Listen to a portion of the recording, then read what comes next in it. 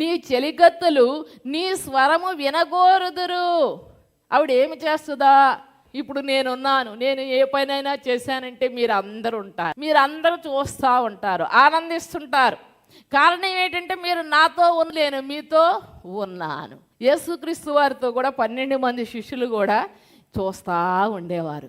ప్రార్థించినప్పుడు అడిగేవారు, అయ్యా నువ్వు ఎలా ప్రార్థిస్తున్నావు మాకు కూడా నేర్పించు, నువ్వు ఎలా ఉపవాసం ఉంటున్నావు మాకు కూడా అలా చేయించు, ఇదిగో నువ్వు ఎలా అద్భుతాలు చేస్తున్నావు మేము కూడా అలా చేసేలాగా చెయ్యి.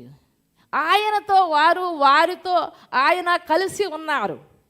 నేర్చుకోవలసిన సమయంలో 3.5 సంవత్సరాలు యేసు ప్రభువుతో ఉన్నప్పుడు వారు ఏమి నేర్చుకోవాలో అది నేర్చుకున్నారు, ఏమి చూడాలో అది చూశారు, ఏమి చెయ్యాలో అది చేశారు, ఎలా ప్రయాణం చేయాలో వారు ప్రయాణం చేశారు. అంతా అనుసరించారు.